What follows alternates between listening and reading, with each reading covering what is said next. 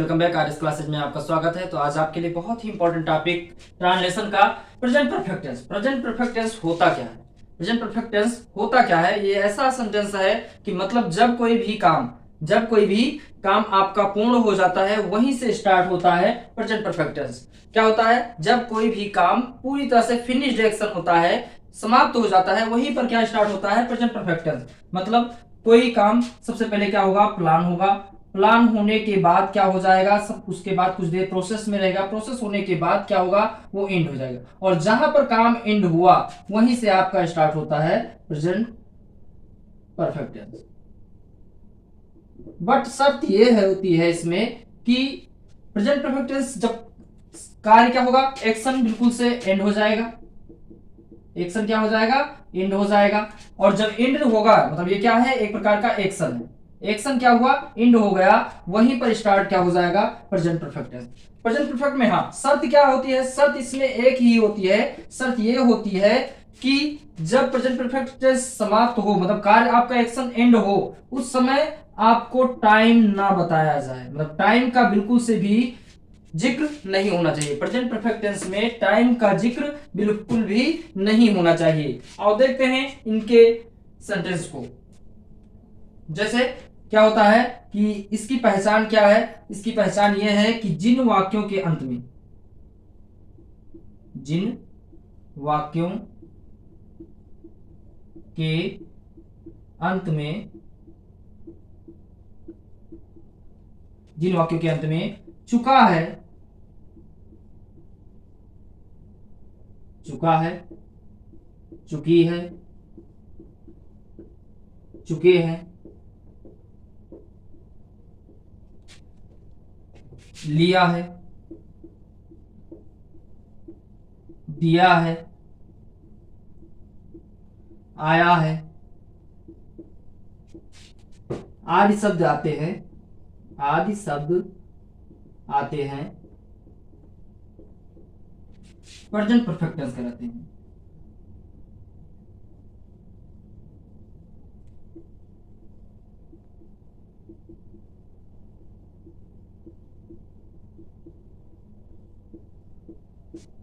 क्या होता है? जिन वाक्यों के अंत में चुका है, चुकी है, चुके हैं आदि शब्द आते हैं, या लिया है, दिया है, आया है, गया है, ये शब्द आते हैं, उन्हें प्रेजेंट परफेक्ट टेंस कहा जाता है।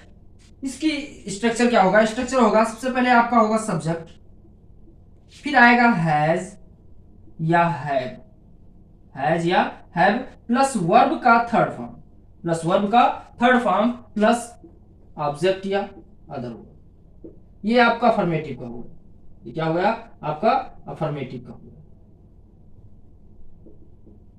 निगेटिव का क्या होगा? सबसे पहले आप सब्जेक्ट लिखेंगे, उसके बाद हैज या हैव प्लस वर्ब, हाँ प्लस नॉट प्लस वर्ब का थर्ड फॉर्म प्लस ऑब्जेक्ट या अदर वर्ब। ये आपका हो गया निगेटिव सेंटेंस।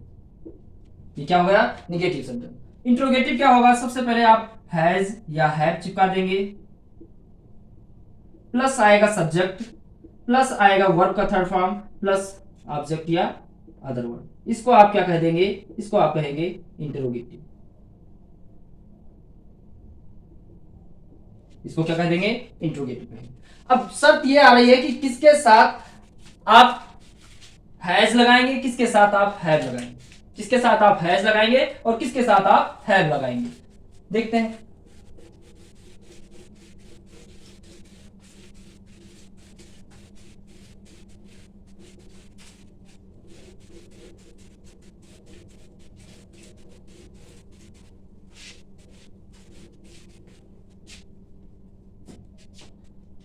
अब जितने भी प्लूरल सब्जेक्ट होंगे जैसे I, be, you, they, people, children, boys, girls, ये सब क्या है? ये सब के सब आपके प्लूरल सब्जेक्ट हैं। क्या है? Plural subject. ठीक है, ये सब के सब क्या है? Plural subject. आप इसके बाद में अब इसके बाद में आप क्या लगाएंगे, इन सब के बाद में आप लगाएंगे हैव के बाद क्या लगाएंगे, वर्ब का थर्ड फॉर्म प्लस ऑब्जेक्ट या अदर वर्ब, ऑब्जेक्ट या अदर वर्ब। अब सिंगुलर सब्जेक्ट क्या है, ही, सी, इट, कोई भी एक सिंगल नाम जैसे कह दिया जाए Ram, Rahul, child, boy, girl, ये सब के सब क्या है, आपके सिंगुलर सब्जेक्ट है।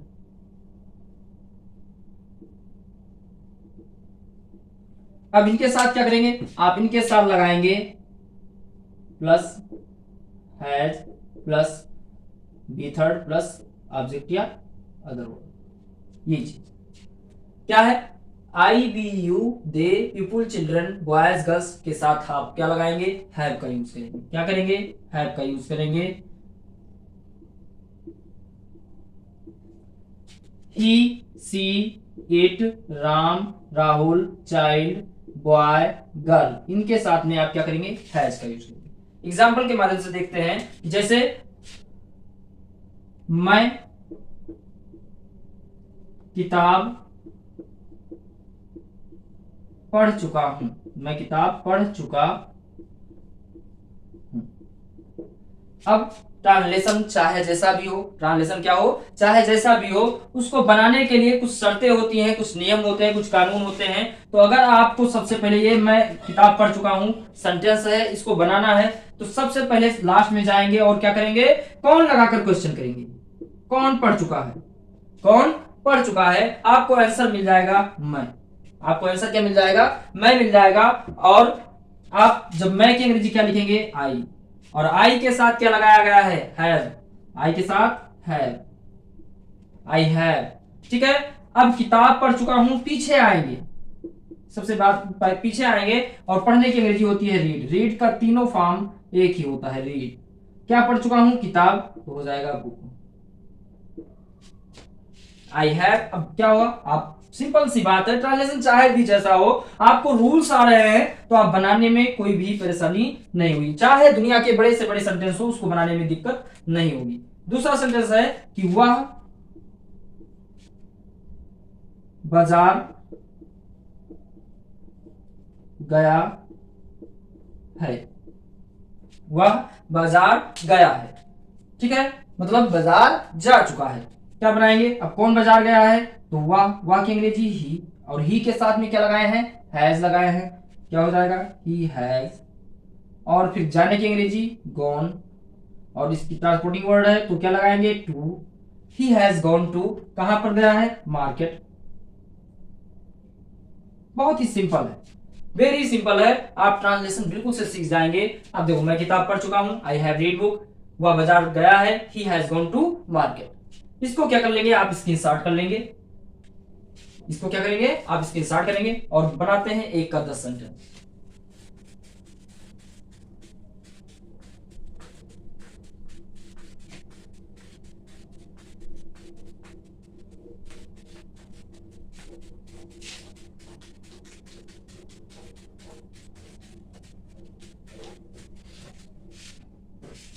चलो देखते हैं,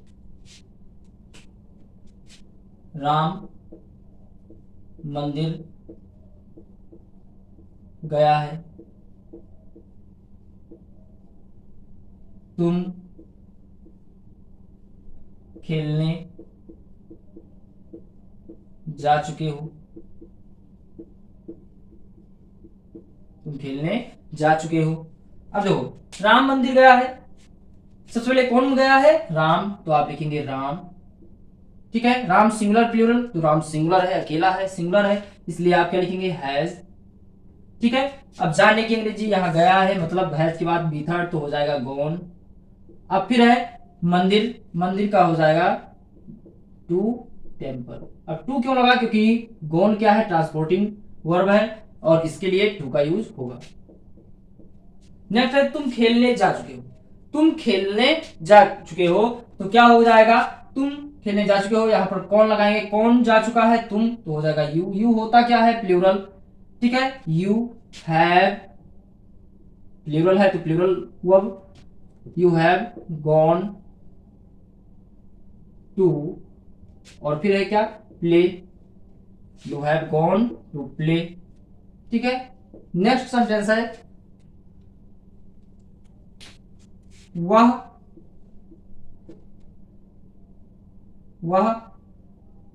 खाना खा चुका है, खा चुका है, वह खाना खा चुका है। तो क्या लिख देंगे, इसका ट्रांसलेट आप बनाएंगे, कौन खा चुका है, वह खा चुका है, तो वह की अंग्रेजी ही हो जाएगी, ही के साथ हैज, अब खाने की ईटन द फूड। आप दूसरी तरह से बनाएंगे तो हो जाएगा he has finished food the food. ठीक है, या आप लिख सकते हैं he has completed the food, मतलब तुम भोजन कर चुके हो, ऐसा आएगा मीनिंग। नेक्स्ट देखते हैं कि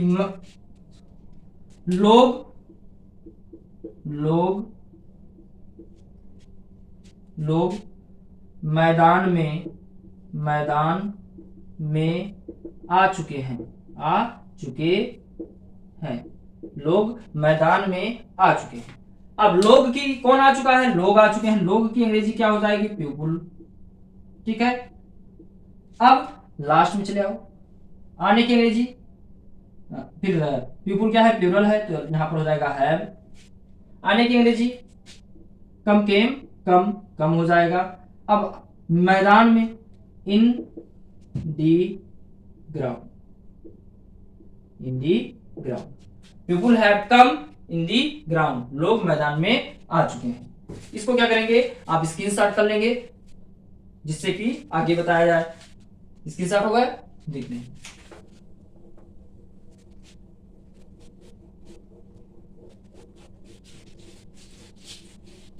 अब एक सेंटेंस का 10 देखते हैं कैसे बनेगा।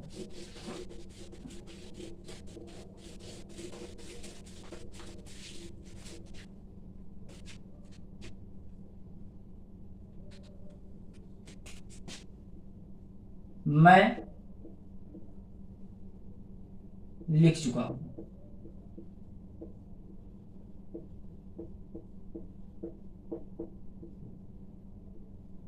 मैं नहीं लिख चुका हूं,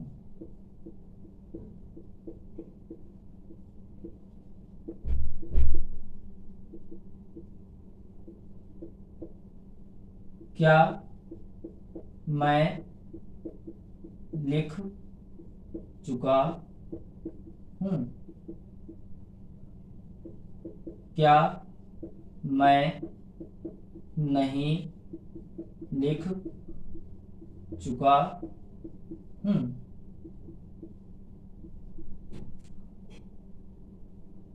मैं क्यों लिख चुका हूं,